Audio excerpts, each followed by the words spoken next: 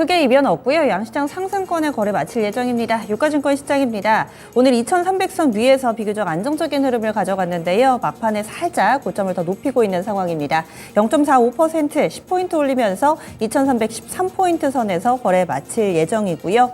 다음 코스닥입니다. 코스닥 반등 탄력이 좋죠. 이거를 연속된 반등에 오늘 1% 오르면서 756.18포인트 선에서 거래 마칠 예정입니다. 종목별로 보자면요. 오늘 실적에 따라서 힘이 엇갈리는 종목군들이 상당수 나타났고 또 지정학적 리스크로 인해서 이 석유 도소매 쪽 급등세 그리고 로봇 관련된 종목 두산 로보틱스가 결국엔 상한가에 들어가네요. 이렇게 거래 마무리될 것으로 보이고 두산 로보틱스 움직이니까 그 밖에 로봇주들도 함께 낙수 효과를 보면서 오늘장 강세 움직임 뚜렷하게 나타나고 있습니다. 아시아나 IDT를 비롯해서 아시아나 그룹주들 2시부터 이사회 진행되는데 아직 결정 안 났습니다. 내용 나오는 대로 아마 주가에 또 영향을 미치게 될 텐데요. 내일 이 부분은 또 이어서 전달해 드리도록 하겠습니다. 현재 상한가 종목은 한국석유가 상한가 들어가 있고요. 두산 로보틱스는 살짝 풀리네요. 그리고 위니아는 이 회생과 관련된 그런 결정으로 인해서 오늘장 상한가 가격 제한폭까지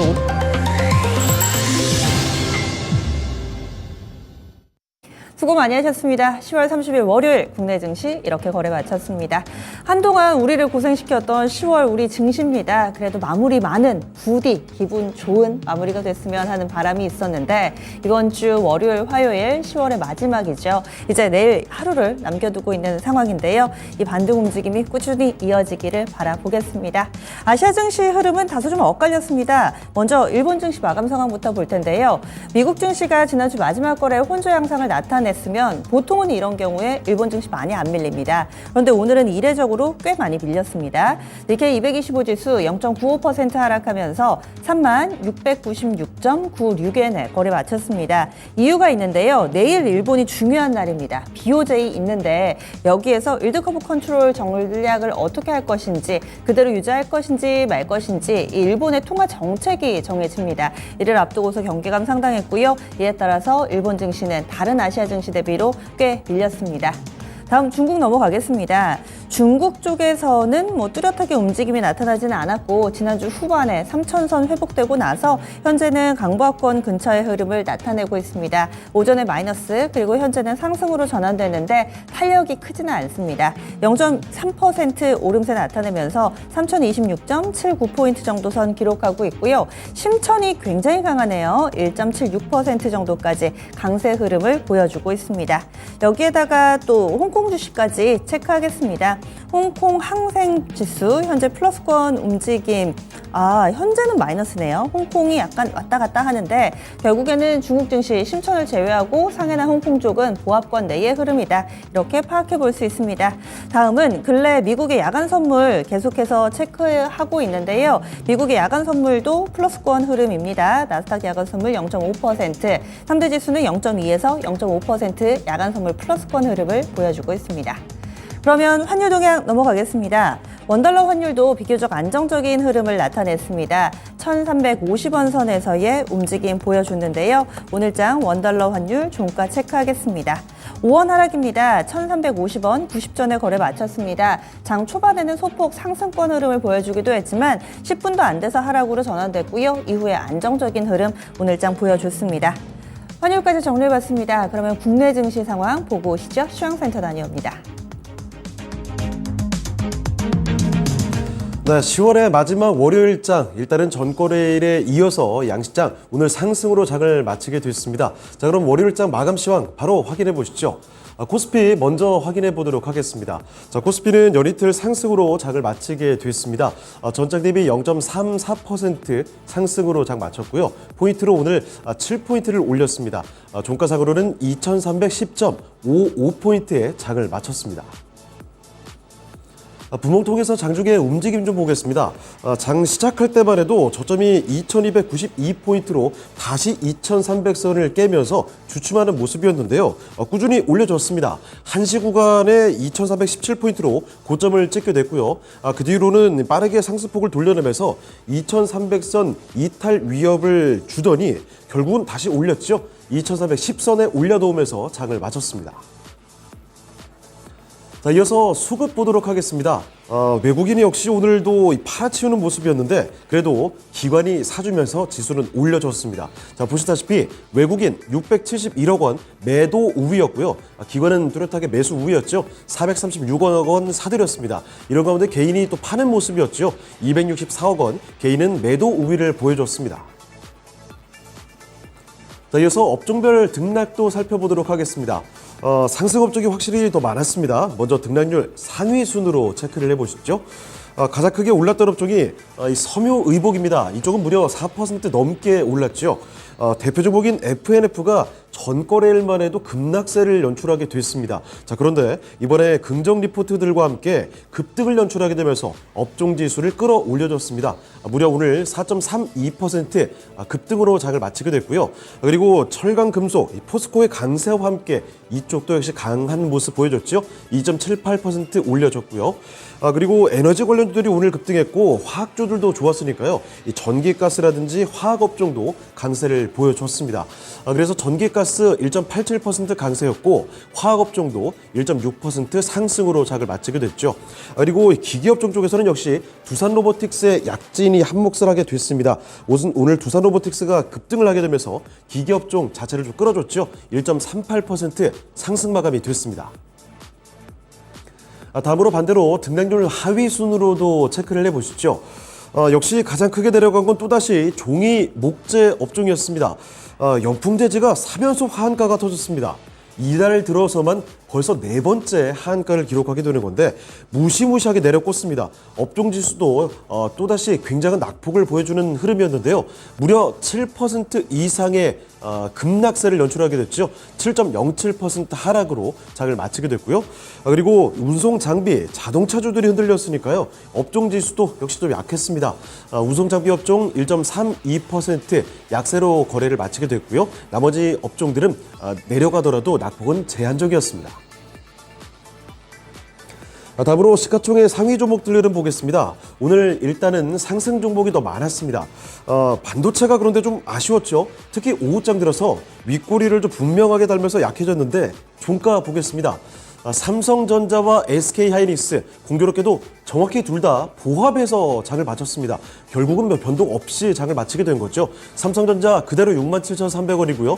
SK하이닉스도 동일합니다. 119,100원에 장을 마쳤습니다. 자, 그리고 반대로 전거래일처럼 2차전지 쪽에서는 양호하게 흘러갔습니다. LG에너지솔루션과 화학이 1%대 올려주는 모습. LG에너지솔루션 40만 5천 원이죠. 아래쪽에 LG화학도 마찬가지로 1%대 올려줬습니다. 자, 그런데 다소 좀 아쉬웠던 게 삼성 SDI가 전거래일에 좀 너무 강했었던 걸까요? 오늘 장은 다소 약한 흐름을 보여줬습니다. 종가상으로 보시면 그래도 하락이 나타나주진 않았죠. 정확히 보합해서 장을 마치면서 45만 2천 원에 오늘장 종가 썼고요. 그리고 포스코 그룹을 좀 보시면 홀딩스와 퓨처엠 나란히 상승이기는 하지만 퓨처엠은 요새 많이 흔들렸던 게 체감이 되죠. 오랜만에 삼성물산에 따라잡혔습니다. 일단 퓨처엠의 종가 확인해 보시면요. 아래쪽에 포스코 퓨처엠입니다. 전장 대비 1%대 올려주는 흐름이었습니다. 25만 5,500원에 장을 마쳤는데 이 삼성물산이 상승 탄력이 조금 더 컸죠. 2.4% 올리면서 시총 순위로 포스코 퓨처엠을 따라잡았고요. 삼성물산은 10만 6,100원에 장을 마쳤습니다. 그리고 바이오투톱에서는 오늘 의미 있는 변화가 보이지는 않았는데 자동차 쪽으로 좀 가보시죠. 전기차 사업 관련해서 중기적인 불확실성이 확대가 되고 있다는 증권가의 분석이죠. 그래서 이로 인해서 완성차를 비롯해서 주요 자동차 부품주들까지 같이 흔들렸습니다. 종가 확인해 보시면요. 현대차부터 1.7% 내렸습니다. 17만 2,500원에 장을 마치게 됐고요. 기아는 낙폭이 조금 더 컸죠. 2%대 내려가면서 오늘 종가 7만 8,100원에 확인이 됐습니다. 그리고 아래쪽에 보시면 현대모비스도 마찬가지 낙폭이 더 크게 나타났습니다. 현대모비스는 거의 급락이죠. 3.86%를 내리면서 21만 1,500원에 장을 마치게 됐고요. 그리고 하나만 더 보시면 은행주 보겠습니다. 정부가 은행권에 사실상의 횡재세를 거두는 방안을 검토하고 있다. 이런 얘기가 전해지면서 오늘 은행주들이 전반적으로 다 약했습니다. KB금융도 예외가 아니었는데요. KB금융 오늘장 전장 대비 2.67%를 내리면서 5만 1,100원에 장을 마쳤습니다. 자, 그리고 특징적으로 첫 번째로 가보시면 이 전쟁 관련주들 보겠습니다. 이스라엘이 팔레스타인 무장정파 하마스와 전쟁 2단계를 선언하게 됐습니다. 이에 따라서 가자지구 내에서 본격적인 지상전에 들어갔는데요.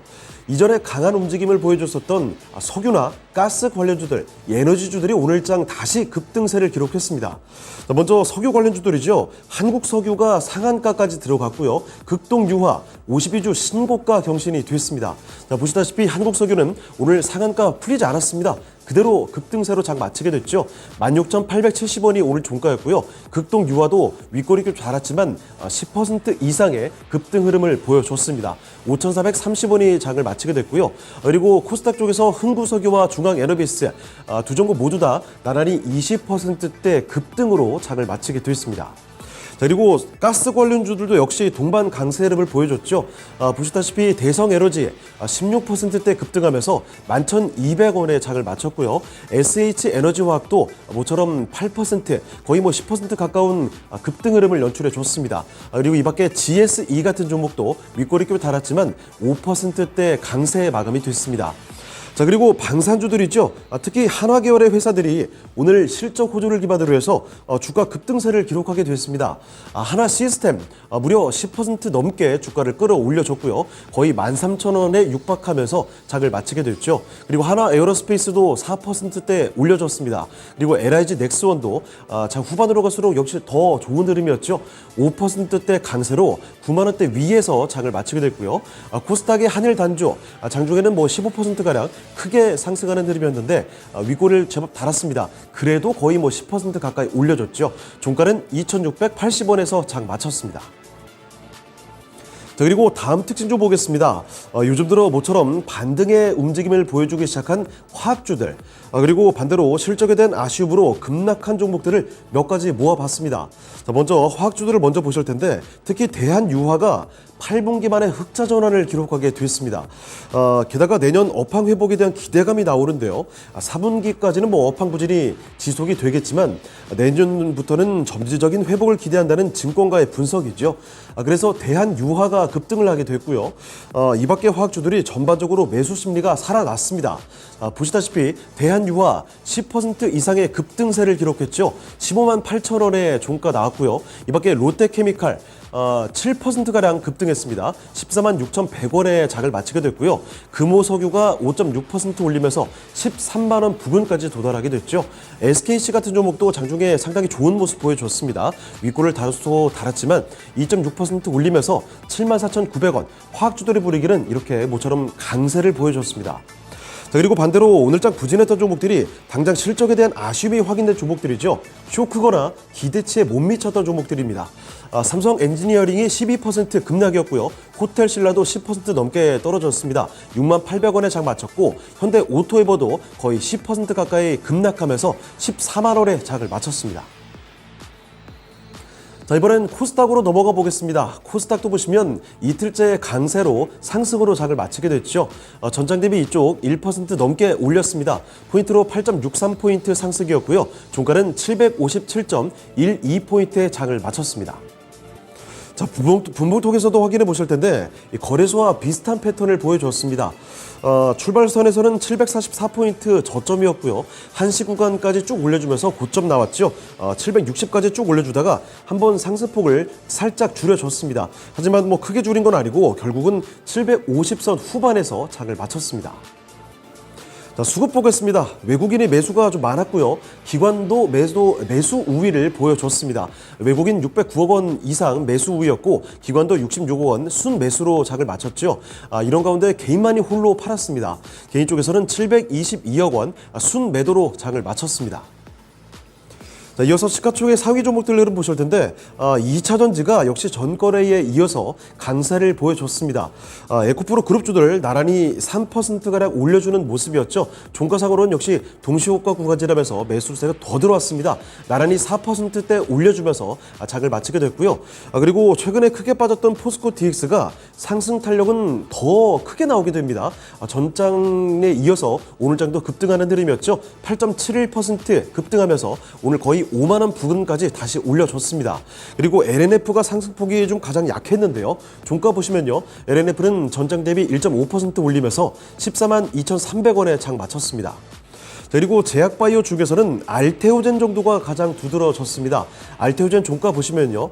알테오젠이 전장 대비 4% 정도를 올려줬습니다. 6만 2,200원에 장을 마쳤고요. 그리고 로봇주의 강세, 오늘장 특징주로도 볼 텐데 레인보우 로보틱스 아주 강했습니다. 5% 넘게 올리면서 13만 8,700원에 장을 마치게 됐고요. 반대로 반도체가 상대적으로 약했죠. HPSP는 뭐 큰 변화는 없었지만 리노공업이 1%대 약세를 보여줬습니다. 리노공업도 같이 내려가는 모습, 이렇게 반도체 종목들은 오늘장 약세 보이면서 거래를 마쳤습니다. 자, 이번에 특징주로 보시죠. 첫 번째 특징주 로봇주들 보겠습니다. 엄청난 기대감에 상장됐던 두산 로보틱스, 싸늘해진 주가 흐름을 보여줬죠. 이와 함께 로봇주들 다 같이 약세 흐름을 보여줬는데 오늘장 그동안 계속 내려가기만 했던 두산 로보틱스의 저가 매수가 굉장히 크게 들어왔습니다. 거래 대금으로는 삼성전자 바로 다음에 랭크가 되기도 했죠. 장중에 상한가까지 도달을 하게 됐는데요. 두산 로보틱스의 강세와 함께 로봇주들 동반 강세 흐름이었습니다. 두산 로보틱스 27% 급등하면서 거래를 마치게 됐고요. 이 밖에 코스닥 종목들이 대부분이죠. 에브리봇이 급등하는 흐름 10% 넘게 올려줬고 나머지 종목들도 전반적으로 모두 다 강세 흐름을 보여줬습니다만 10% 넘게 올리는 종목은 많지는 않았습니다. 대부분은 5에서 10% 안쪽의 상승권의 모습을 기록하게 됐고요. SPG 같은 종목 5% 상승하는 모습이었죠. 대개 그래도 로봇주들은 전반적인 강세 흐름을 연출해 줬습니다. 자, 마지막 특징주 볼 텐데요. CBDC 관련주들입니다. 한국은행과 한국거래소가 CBDC 관련해서 업무 협약을 체결한다는 소식에 강세 흐름을 보여줬습니다. 자, 그런데 오전에 반짝 강했죠. 한네트는 20% 넘게 나머지 10% 넘는 강세 흐름을 보여줬지만 윗꼬리를 꽤 길게 달았습니다. 종가 보시면 한네트가 5%채 미치지 못한 강세로 장을 마치게 됐고요. 로지시스 5% 그리고 KCT와 KCS가 나란히 4% 올리는 데 그치면서 거래를 마쳤습니다. 지금까지 마감 시황 전해드렸습니다.